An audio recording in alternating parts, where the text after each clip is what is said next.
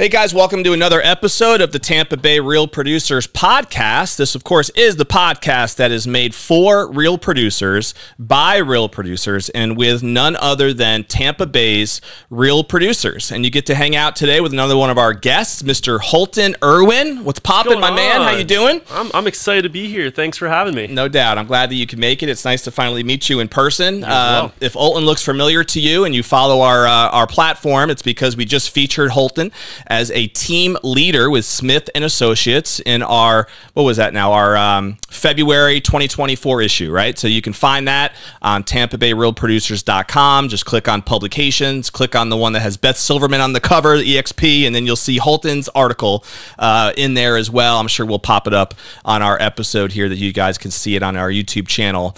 But Holton, we were talking off camera. My man just got licensed in April of 2021, yes, sir. I think you were saying. So you've been crushing it, man, in a pretty short period of time.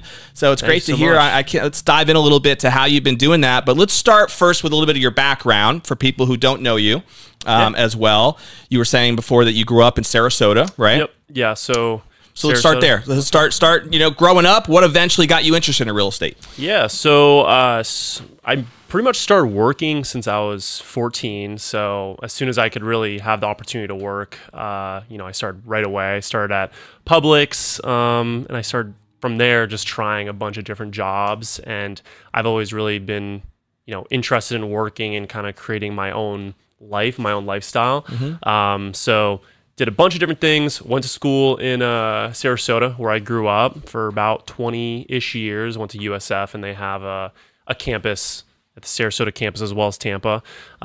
So saved up money, went to school. When I graduated, I went with a double major in business management and marketing. Okay. And went from school, decided I didn't want to be in Sarasota anymore. I wanted to go where there's a little bit more going on, a little bit more things to do, more energy. USF hooked you to Tampa Bay, huh? Exactly. Mm-hmm. Yeah. So I made the move. Actually, me and my brother, we said as soon as we graduated college, we're going to go somewhere with a little bit more going on. And Tampa was just a really good fit because, it's about an hour away from Sarasota and we're so close to our family. So we made the decision to make the jump, but that was as soon as we made that decision when we graduated in 2019, that was when COVID hit. So pretty much a month or two later. Perfect timing. So we jumped, made the leap of faith over here. We actually got a really good COVID discount for an apartment. Really, really good. We got a 2-bed, 2-bath actually, like right around here in the Northwest Shore area. For nice. It was like $1,500 a month. Not too shabby. Yeah. So you graduated with your brother? You guys went to school together? Yeah, okay. We went to school together. We both did different things in school, but we graduated in 2019. So, very cool. And during that time, I was actually working a full-time job. I was at a software company, just grinding away. So I was doing, I was trying all the different opportunities through different jobs and learning, different things, as well as going to school full time. And when I moved over here, I was with a software company at the time, and it was the typical 9-to-5 job. It was just, wake up, show up to work, do what you got to do, go home, wait for the weekends. And that was when I started to realize that lifestyle wasn't really for me. Right. And then I moved over here. I was serving at OnSwan for about a year-ish time frame. I even tried a different full-time job when I was here. It was another software company. And that was when I really realized that the 9-to-5 lifestyle just wasn't really what I wanted to do. And I, kept trying different things, and I went back to serving, and I've always had an interest in real estate. So bringing up, what got me started into real estate. My family kind of has some experience in real estate. My aunt at the time worked for the brokerage that I'm at now. And when I told her I'm getting my real estate license and started the process going to school, I went to Tampa School of Real Estate here. Yeah. She introduced me to Doug Swain, who was in our career development sector over there at Smith and Associates, and had a good conversation with him. I actually interviewed for a bunch of different brokerages here. And I just... Did your aunt work at the one in Tampa? Yep. Okay. Yeah. Smith and Associates here in Tampa. Okay. So she gave me a really good introduction to work with Smith, and I nice. knew that they were one of the bigger brands sure. here. Yeah, very well known. And I was just, really excited to start with them. I had a conversation. They asked if I wanted to start as an assistant for someone. And I knew, getting into real estate was going to be something I really wanted to do, and I wanted to just go right into it. So I told them I didn't want to be an assistant. Either, put me in as a full-time real estate agent under someone, where I can kind of learn, Sure. or I'd go a different route with a different brokerage. And they connected me with a really great agent over there, Nick Buchanan. Shout out to Nick Buchanan. I know Nick. Yeah. We've actually featured Nick before. Yeah. I went to the one where he got the plaque. There you go. It was like a year I knew you looked familiar, so we have met. Yeah, okay. one time. Okay. Yeah. Now it's coming together. Very Yes. briefly. I know you meet a lot of people though. No, but I remember like you did look familiar, so now it makes sense as to why. So shout out to Nick, man. I think we actually hooked up with Nick again at our Christmas party this past year because he popped by. I want to say the one we just did. And it was actually here in South Tampa in December this past couple months ago. Yeah, he's great. And I mean, I don't think I could have found a better person to learn under, and he's had a lot of experience prior. And so I got to start with Nick in April 2021, and I was on his team for about a year and a half, just learning all the ins and outs of the business. But I was hustling, man. I was at On Swan working a couple nights a week, closing shifts, but I would treat the whole thing, the real estate wise as a business. I'd be waking up at 7, going to the office at 9, working the entire day. And then I'd work my serving shifts at night. Did that for, I think from April to June or July. I closed my first deal, my first transaction in August. It was actually my first transaction. A couple months prior, I had the opportunity to hold a bunch of open houses for Nick. And like I mentioned, really learn the business. Yeah. I got introduced to a bunch of high net worth individuals through the higher priced open houses that Nick Buchanan would let me hold through his listings. My first client was through an open house, and I closed my first transaction on my birthday, August 5th, that same year. And then from August to December, that whole year, within 9 months, it was about $6.5 million of volume. Very cool. I got off to a really good start, and that following year was under his team till closer to the end of the year. And then I started my own team. I pretty much went right from being on his team to starting my own. Nice. I have a really great guy underneath me, Jackson. That's my teammate and licensed assistant. And where'd you meet Jackson? Was that through the agency, or was that more through school? Or he actually had the same start as me, kind of. So he lived in Sarasota. He actually had his real estate license at the time over there, but him and his girlfriend moved over to Tampa about, I'd say, year and a half into when I moved over here. Okay. So we didn't really know anyone here or really know this area well, but neither did I when I started, and I still had a quick, start into the business. So the same exact time that I was looking to start my team was when he reached out to me from Sarasota, saying he was ready to kind of dive into real estate with someone that had an understanding of the business and that was kind of doing it, because he did a couple transactions in Sarasota.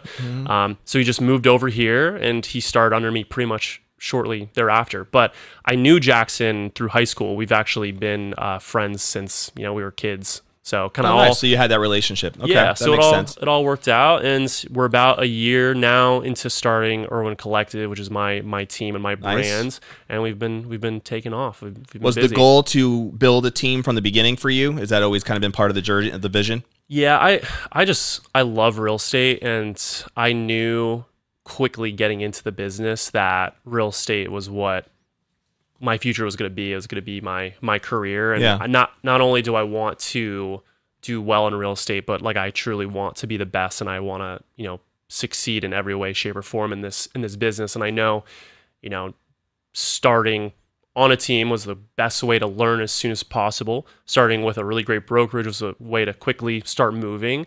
And the next steps, I want to take them as soon as possible. So starting the team, getting that going, building a brand. Yep. And that's really been kind of what I've wanted to do, just quickly keep things moving and keep doing as good as a job as I can possibly do, and just be the best. Irwin Collective, man. I like it. So that's the brand that you're building up. Now, T-shirt you mentioned right here. Oh, there we go. Here you go. Rocking the swag. We got to get that swag up in there. I like it. You mentioned it was your first, I guess, 6 months, right? Really, you got your first deal. You said you licensed in April, first deal August. You did $6 million by the end of that year, right? So in really 6 months, $6 million, not too shabby. And then I think what we saw was just over $15 million, right, in volume last year in 2023. And so definitely seeing progress year over year and growing from there. What do you think, if you were to give some advice, Irwin, to or Holton, I should say, or Irwin, I guess, both, right? Yeah, I know it gets a little confusing. If you were to give some advice to newer agents, right, who are trying to get off to a start kind of like you did, as you know, I'm sure a lot of agents struggle in their first year, right? Definitely. Trying to figure this whole thing out, exactly what to do. I think there is power in a mentor. You know, I know Nick helped you out a lot in getting that thing going. Is there anything else you would share that you feel like really made a difference for you in that first 6 months to be able to get the traction as quickly as you did? Yeah, I think, you know, a lot of agents, they just, and I feel like this is a cliche thing, but a lot of agents, they just kind of see other agents being successful and, you know, already, you know, having business or their Instagrams, and they're like, oh, I can just get my real estate license and just start, you know, closing transactions. Yeah, the deals just come flying at me. Yeah, exactly. Yeah. And there is really, you know, you have to have the mentality when you get into real estate that it is a full-time job and you have to treat it like a full-time job. Yep. And that's exactly the second I made the jump to get into real estate, I had 0 clients. I wasn't even from here. I really had no connections. I was a server here for a year before I got into real estate.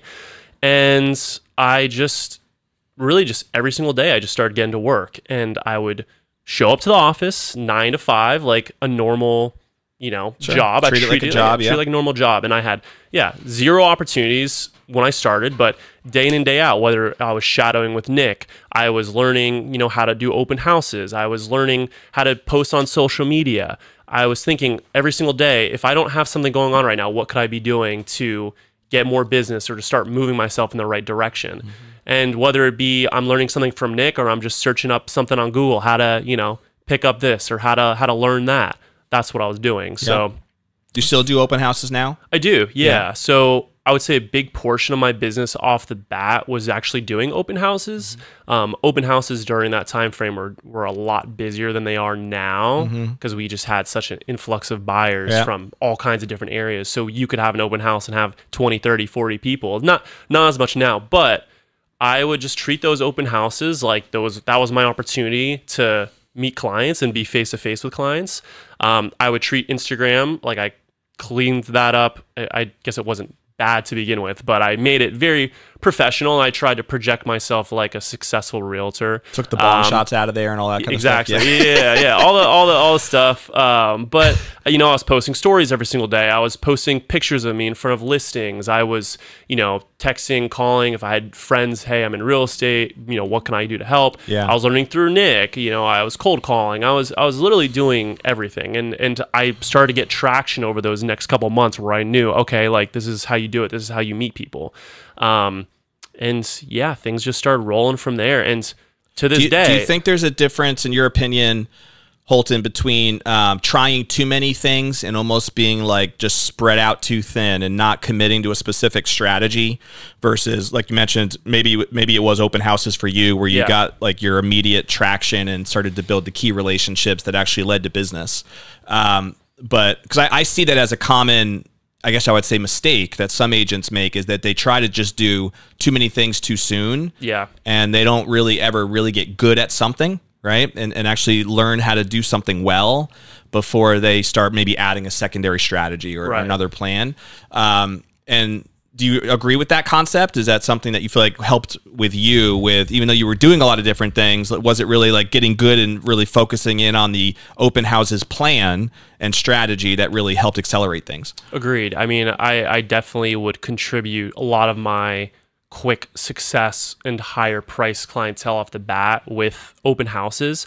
And they were all Nick's? At the time, pretty much, or just agents in my office. Yeah, so like just whoever it was, you would just go to meet people. Mine. Right? Yeah. So if I didn't have an open house through Nick for that weekend, I would be calling agents and be like, "Hey, do you have an open house that I can do? Yeah. You know, I'll host it, champagne, mimosas, the whole thing." Right. If agents in my office didn't have an open house, I would literally find open houses on the MLS.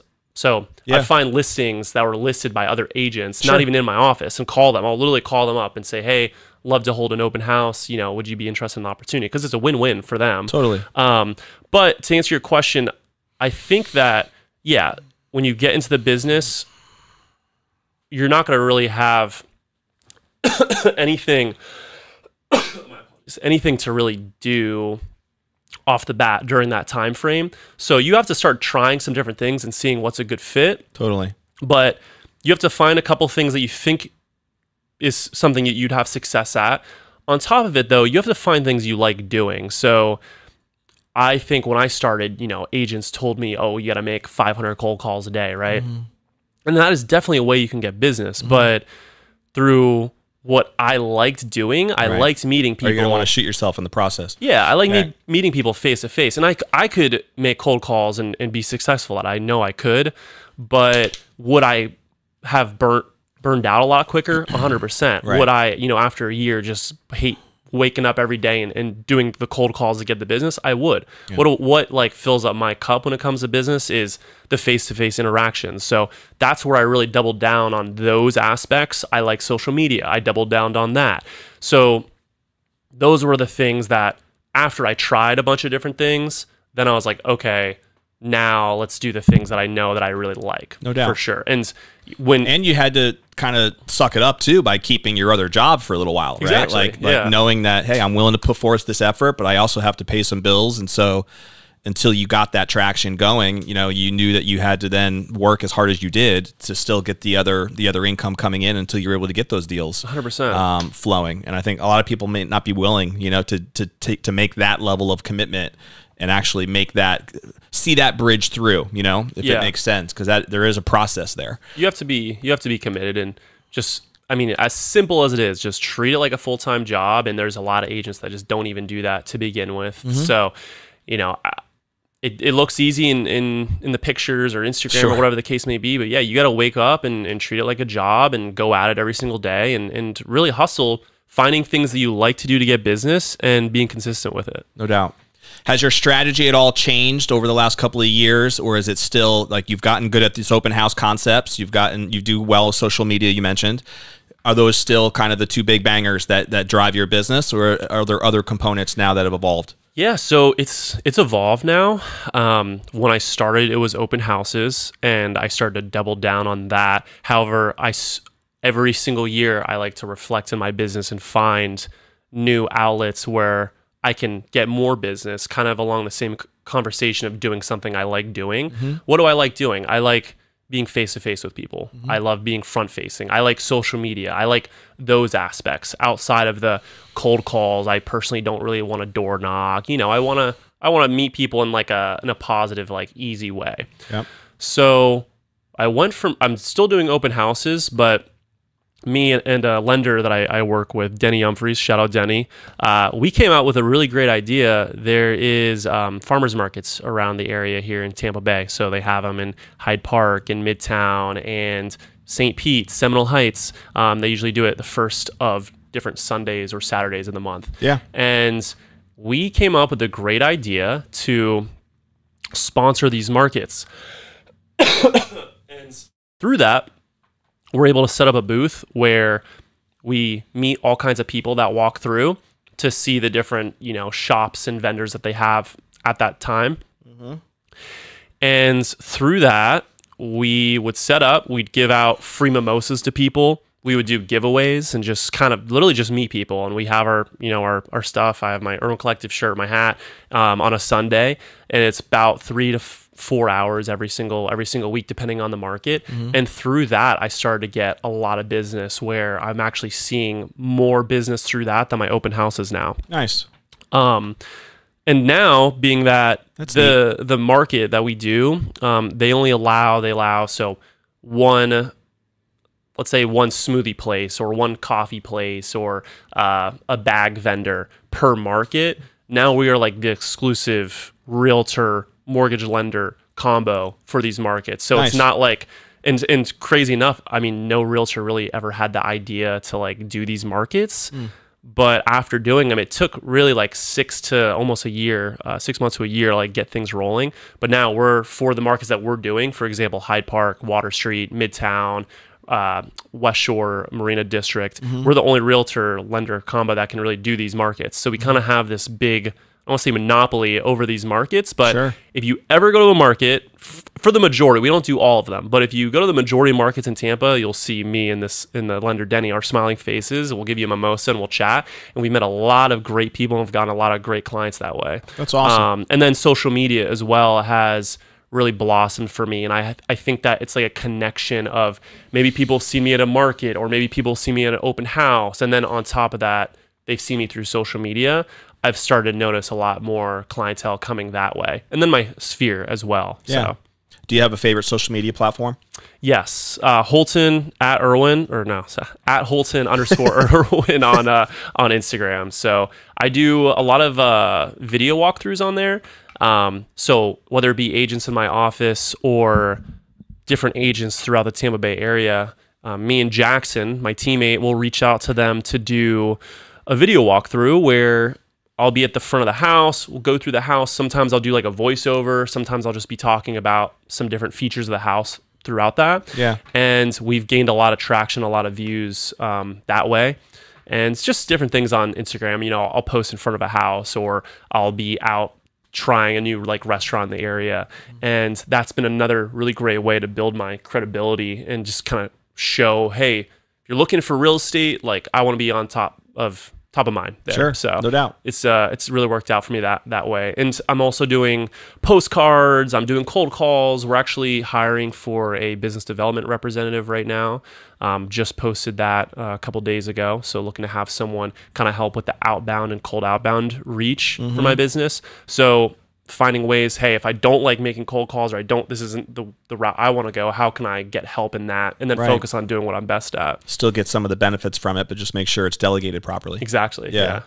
No, it's great stuff, man. I appreciate you sharing. We've interviewed probably, well, I mean, just on this podcast alone, we've had over 60 episodes, and in all the magazine articles that we've done hundreds now of interviews with top producing agents, and I haven't had one of them share that strategy. So, I mean, awesome. That's pretty neat.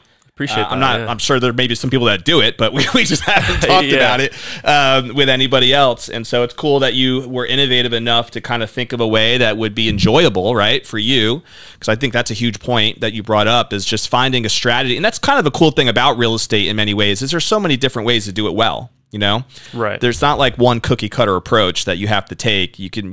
There's so many different things. Yeah. If you want to invest in certain ad strategies, they work, right? And there's some people I've interviewed that have big ad budgets and they're everywhere, and it works for them. And then others that build their whole business just on word of mouth, right? That also works. But I love what you said about just finding a strategy that you're going to enjoy. That, of course, with FaceTime, as it has for you, is going to produce some sort of a desired result. And the farmer's market thing make a lot of sense, man. Congrats. Thank you. I love to hear that. Yeah, I think like when you get into the business, you might hear, oh, here's the one method that works. And if you do this and you do it for 2 years, then you'll finally get business. You can get business right away. Yep. You can start making impact right away and start making money to support yourself in real estate. Yep. And do things that you like, but actually do them and be consistent with it. And have the confidence, and you'll see the results. There are a lot of opportunities out there through real estate and through prospecting that you can get business. What gets you fired up about the rest of this year when you think about 2024 and where you're building the team and the brand? What are some goals or things that you're excited about? So really excited about continuing to build my team, Irwin Collective, and kind of make that a real brand and a real business. I want to be a lot more well-known in the Tampa Bay area, and I really see the opportunity as a younger agent in this market to really shine and do well. Building the brands, continuing to just build and double my business every single year. And do you see the pathway to that being recruiting and building that way, or are you referring to building in terms of sales volume? It's a great question. I mean, both, I guess I would say. Yeah. I mean, every year I'm trying to make a new big impact in my business. So last year, starting Irwin Collective and adding a teammate. And I'm not just bringing in like 50 people, adding people all day long, but every single year I'm kind of putting a new piece into the puzzle. So now this year, hiring for the business development representative. And then to answer your question, for my personal business aspect, I'm trying to double my business every year. So volume, how much more can I do? Can I succeed more and more every single year? If I don't, for me, it's a failure. I want to just continue building on that end and continue building the brand and in a very powerful way every single year. Yeah, no, and I bring it up too because we've interviewed a lot of people that are high-powered team builders, right? There's certain names that I can drop out there, but some of them are in our elite agent mastermind, like a Joe LaCicero, if you know him at all with Realty 54, or Andrew Duncan with Duncan Duo, or Jason McIntosh here with the McIntosh Group, Jeffrey Borum with eXp Realty. These are some guys that have built some dynamic teams, many times 30, 40, 50 plus agents, right? And have done it well and have learned a lot in that process. And then, there's also many agents that we've interviewed that have built their brand just focusing on specific strategies from a volume or side of things, right? Rather than a team building side of things. And I do believe from my perspective, there's really two different skill sets in a way, to 100%. Be able to do that. And I think as you are building yours and you're starting to now work with Jackson as your first, agent, that will be something that'll be probably a learning curve in some ways that you'll deal with is just how you balance that role of being the leader, right? Coaching, supporting, recruiting, training, development of that organization while also figuring out doubling my sales volume, right? Because I know that that's a goal you just shared. So that'll be kind of an interesting challenge you'll have in the years and months to come. Yeah, it's a different beast, and 100% learning the considering my business side, and then I've never really been that like team leader or had someone that I have to help them also succeed, and it is completely two different mentalities. So yeah, it's a challenge, but a good challenge. Yeah, no doubt. It's fun. It's exciting, right? That's what makes life fun, right? 100%. Take on the challenge and embrace it. I love it every day. And I do think in many ways, again, that's one of the things that is awesome about real estate is there's always something new that could challenge you if you are attracted to that type of thing, right? 100%. It seems like you are. I know we were talking off camera. You also have a background as an athlete, so it's all about growth and challenging yourself even as an athlete to get to that next level and be a little bit better, right? So you know what that game is like. I wasn't meant for making it too far in basketball. I wasn't the most athletic well, you're guy. Tall enough, but dude. Yeah. People are like, you should have played like in college or whatever. And I mean, I played for a good high school team a little bit. I was like a sixth man, and I could have gone to college for it. But I did develop like the teammate sports aspects through that. Sure. And then, I do apply that to business. I was much more meant to be in business, not to be an athlete. So right, I get it. I'm glad I got to take some good insight or pointers from the sports life back in high school. Is basketball still your main passion around the sports side? I hung up the shoes, man. I hung up the shoes about a year and a half ago, like just for good, because I was like going to play at LA Can't Fitness. Risk getting injured, Exactly, yeah. I was actually what happened. I was at LA Fitness right here off of Dale Mabry, and I got back into basketball. It was like a while before, I got back into it, and I was driving to the hoop pretty hard. It was a while ago. I had a quick stop, and I felt something like pop in my knee, and luckily I didn't end up tearing anything. I was limping around for probably like a month to 2 months. And that was where I told myself, I'm like, do I really want to be doing showings with clients with like a limp on my, limping around to these? Is it worth it? Yeah. Was it worth it? So I threw out the shoes, man. That's no more basketball. I just stick to selling real estate. I started playing pickleball too. Nice. Yeah, because pickleball is super hot I've here. never played yet, but I got so many people now who are raving about it. So I don't know. I might have to check it out one of these days. You can get addicted pretty quick. And I mean, there's so many people that play here, but I was playing with my friend Colin, and we were playing one-on-one. We should have been playing like 2-on-2, because if you're playing one-on-one, it's almost like you're playing like a full like tennis match. Like it's a pretty solid sized court. Yeah. And I was moving to hit the ball, and I felt my Achilles. I felt like some soreness in my Achilles, and I made like one other hard stop, and I felt this like sharp pain, and luckily I didn't tear my Achilles either. But then I was like, that's what scares me getting older. I'm like, I play softball a lot now. Well, not a lot, but I have a game every Tuesday night with my softball buddies. Yeah. And I just still have this vision of me like running around third base and just my Achilles just snapping being done and being for. like, dude, was this really worth it? Right. And I have pulled my hamstring in a similar fashion playing softball. And so I do get what you're saying. It's like a balance of, I still love playing baseball now, softball as I'm older, but it's risky. It is a little risky, because is it worth the, being shadowed up in bed or not being able to hop around. I can relate to that. Yeah. If I had to tell my doctor or any of my friends or clients that I tore my Achilles playing pickleball, that'd be tough, rough. Man. That hurt. I get it. Well, I mean, that's why we could at least sit back and enjoy the sport and enjoy the TV side of it, right? Exactly. Yeah. No doubt. Yeah, you got the passion that side too. Yeah, that's it. So what do you get to do for fun if you're not jamming in the real estate world? Is there anything else for people to get to know you a little bit more personally? I'm a big foodie. Me and my girlfriend, we go and try different places to eat all the time. We just got back from a trip to Miami. We were there for the weekend, had a great time. So traveling, going to different places to eat, go to the beach a lot, love getting sun when I can outside the office. Go to the gym. I got a pretty consistent gym schedule going in the morning all the time. So I'm really big on, fitness. The guns are looking good, bro. Thank you, man. I appreciate it. Yeah, the crunch workouts are paying off. So working out, eating, play sports every once in a while. Girlfriend? Is this heading in a certain direction or what? I'm sure you get that question all the time, right? Yeah, about we've been dating for about a year, and she's great. She's in the medical aesthetics industry. That's cool. She works for a big company for all the med spas around here. And she's great. You want a family one awesome. day?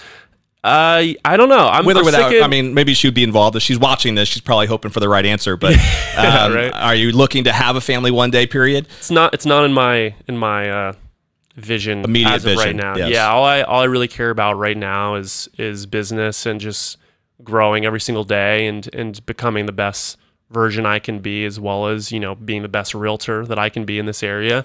And all that stuff is really kind of hindsight. So, I hear you, brother. I hear you. How old are you now? 26. Okay. Yeah. You still got a lot of time. I got time. Yeah, I got time. I think I've never been like the conventional, I want to work this job 40 hours a week. I want to, have the house and the wife by the time I'm 28 or, like the most important thing to me is just like the successful, chase after what I want to do in life and let everything else kind of follow. I hear that. I get it. What about? I remember thinking the same exact thing when I was 26. So I can relate. I can definitely relate to your story there. And now five kids, right? 5, yes, yes. So that you're looking at your future, bro. No, I'm joking.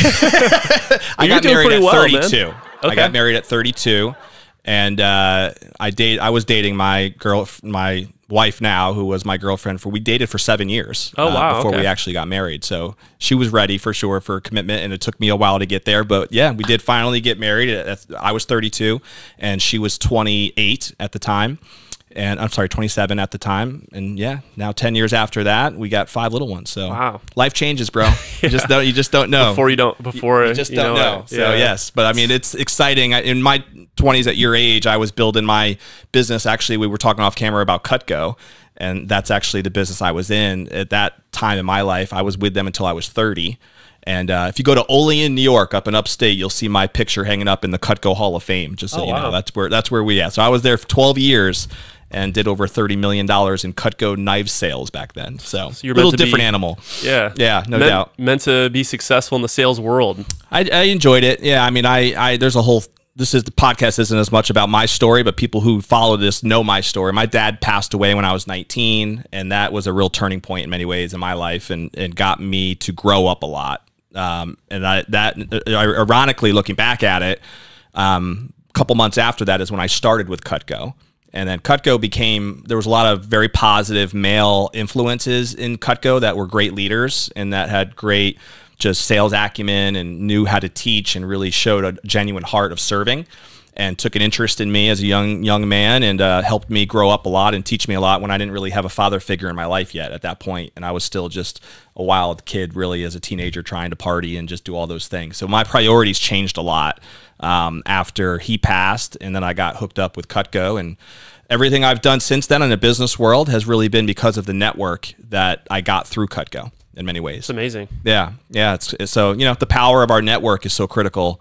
And, you mentioned it earlier, even with Nick and some of the network that you got from real estate, a lot of the things that you're building now and your team is going to be a network that will trickle in for the next decade and beyond as far as what your future looks like when you're on my age. So I'm in my early 40s now.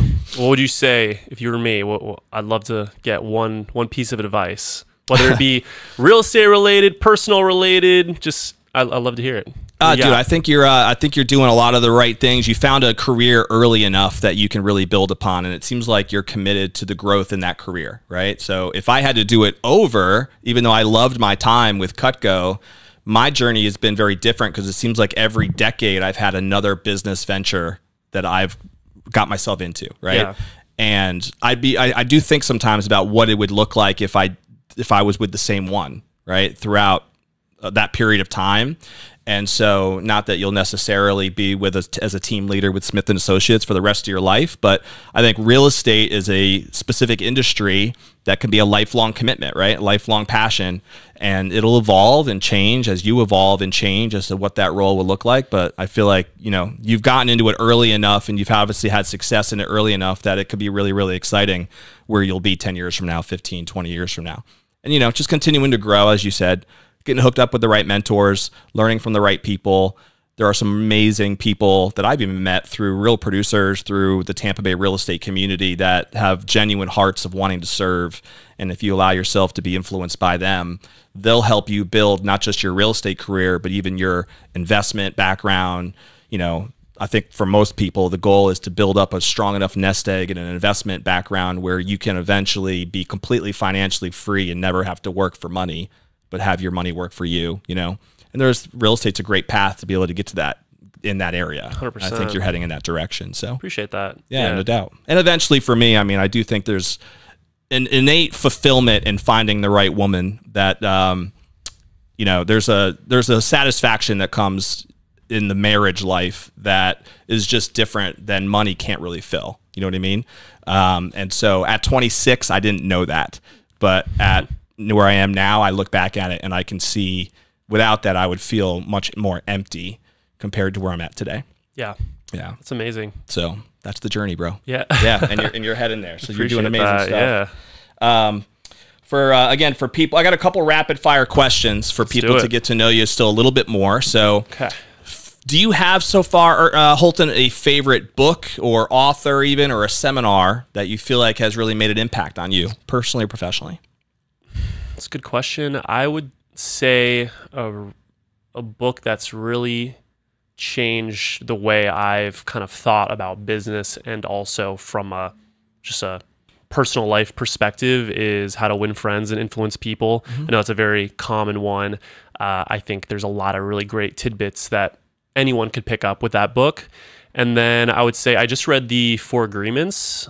I don't have the name of the author. It's a great book. I've read it as well. Yeah, it's you can really get some great things to implement in your day-to-day and business lifestyle through books. And to be honest with you, I'm just trying to pick up more books and do more reading. I don't do enough of it, but when I do, I usually get really lucky with the books that I've been reading, and that's been a recent one. So I'd say those 2 would be ones that I would definitely suggest to check out. Very cool. Yeah, I'm a big passionate. I'm an avid reader myself, so it's a part of my daily routine. And the 4 Agreements is a book I read years ago, and I remember I tried a little thing I do is when I read a book, I try to take the takeaways that I want to implement. I always write them down on the inside front sleeve of the book. Oh, that's awesome. In my experience, I'll just forget a lot of the good stuff. Yeah. And I used to just highlight things, but then never be able to really find exactly where that thing was that I wanted to find.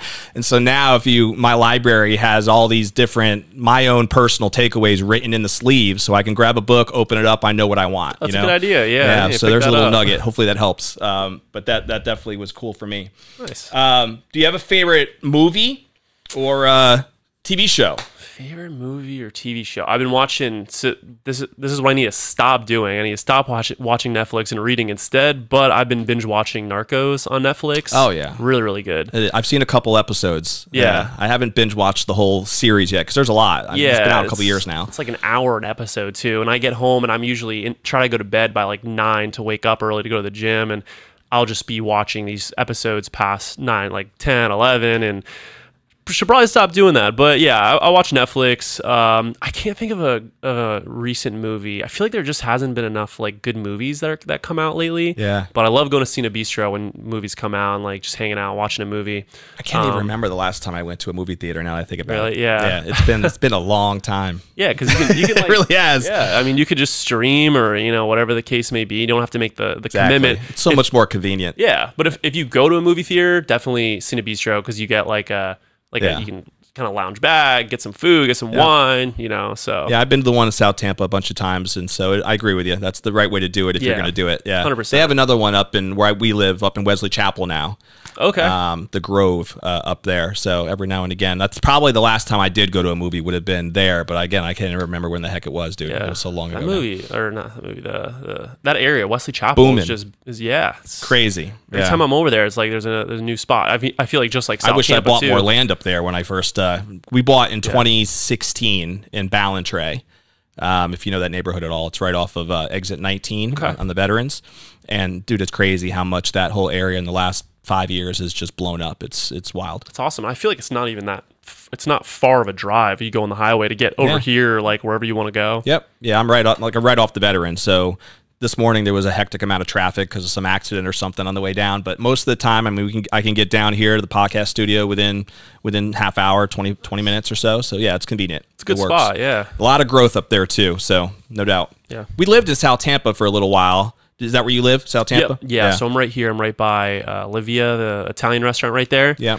Me and my brother, we bought in 2022 and did a full renovation. It's not what I was looking to do at the time. I've never done a renovation before. I was looking for something move-in ready, but the location was just, we couldn't beat it, and it was an off-market property in our office. Nice. So yeah, we bought it. It's definitely at the higher end of our budget.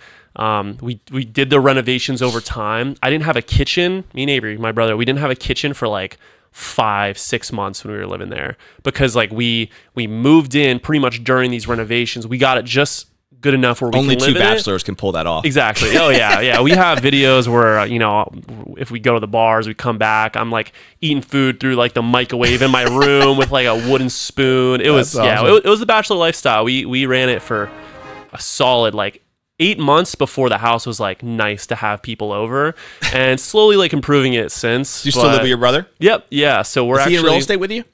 He's been in some different real estate ventures. He did some traveling real estate through, it's called concierge auctions. Okay. And that wasn't really a great fit for him. And now he's in the investment real estate side of things. So he does wholesale real estate. So kind of a different That's actually my background a little bit. I did some of that. Okay. Nice. Yeah. When I left Cutco, I came to Florida because I went to school here. So I knew I wanted to come back, but I first started doing some wholesaling. Down here, and so I still have a network through that, and that was one of the things I got interested in the real estate world. Did a couple fix and flips as well through those wholesaling networks, but now I'm more focused on wanting to build up the commercial portfolio. And go down that space, make it more. Wholesaling is not passive, right? Like that's as active as you can get.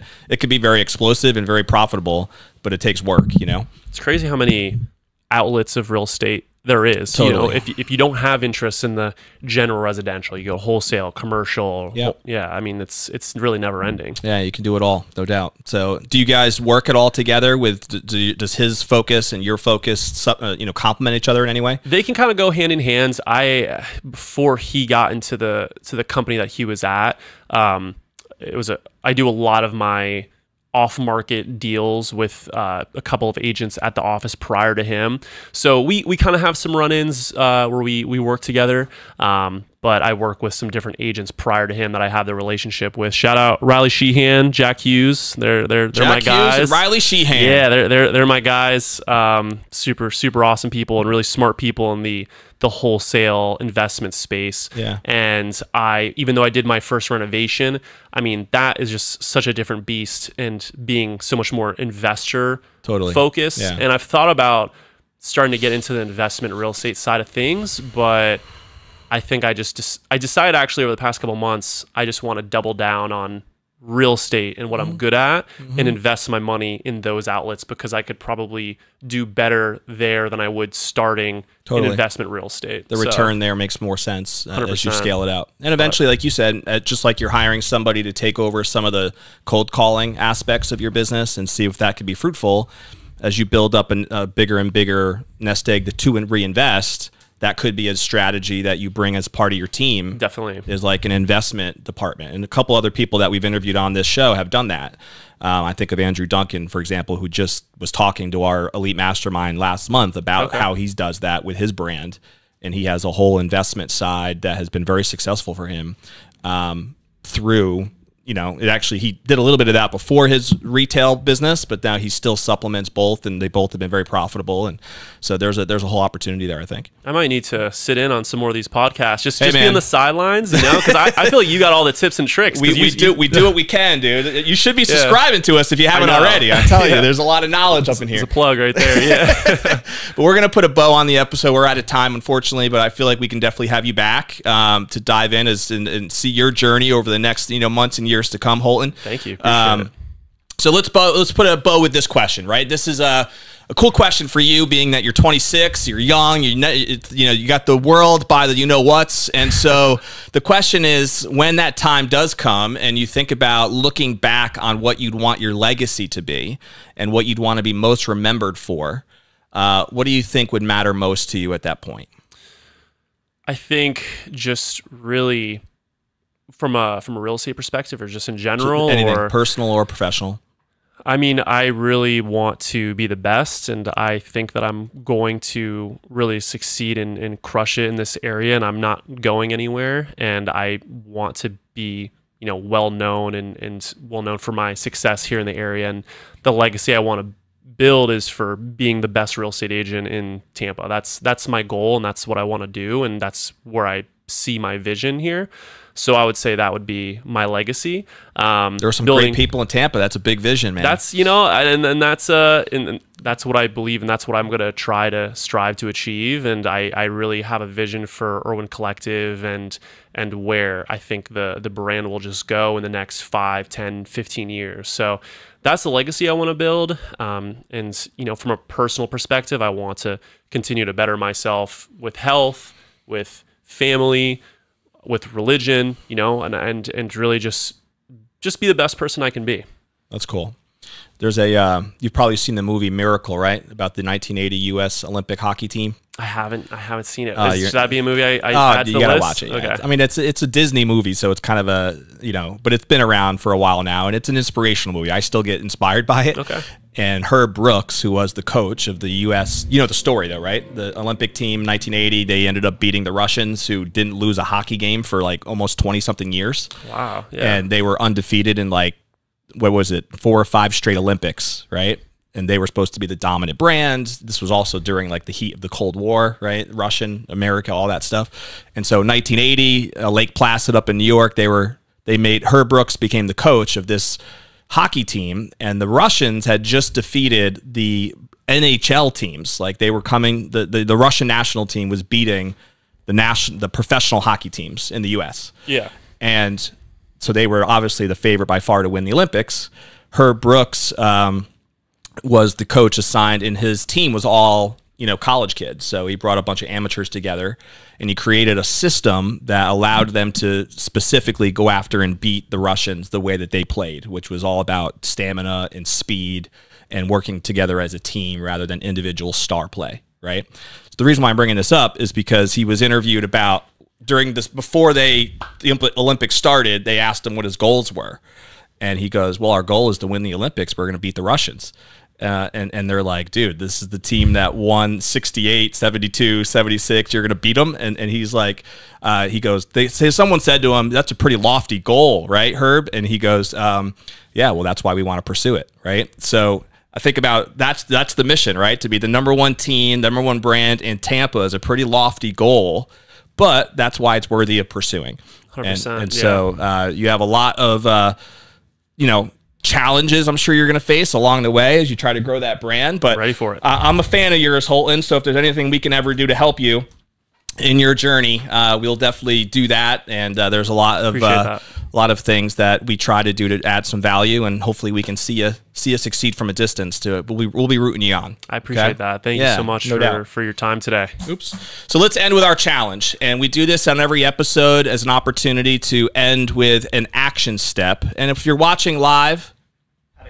Oh, yeah, sorry. Holton, if you want to share your contact information on for anyone who wants to pick your brain, what would that be? You can speak in that camera right there. All right, so you can call or text me at 941-504-9519, or you can shoot me a DM at Holton_Irwin on Instagram.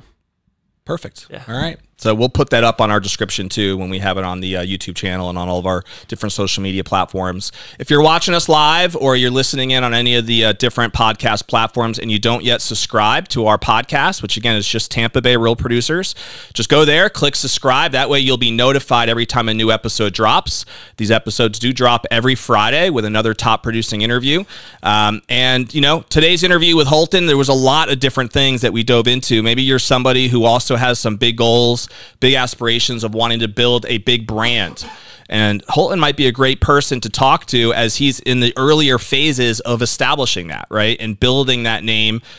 His volume has spoken for itself. He's gotten off to a very fast start in the game. And so maybe you're someone who also is new and you might want to just pick his brain on exactly some of these mechanics that he used, his strategies with, you know, open houses, the social media platforms he talked about. I loved what he elaborated on, the farmers market programs and some of the stuff that he's doing there. And so that's why we try to interview these top producers, is to be able to learn, you know, the mechanics of how they'll be able to run their business. And if you follow us for a while, you've seen that there's all kinds of different ways that people get there. So what's one thing you can do? Maybe it's one of the books that Holton mentioned that you have to pick up, that you have to read just to get things rolling, but take an action step today to move forward. And if you do that, then I guarantee it'll be worth the time that you invested in watching this podcast. We, of course, will see you on the next episode of Tampa Bay Real Producers Podcast, and we'll see you there. Stay classy. Later.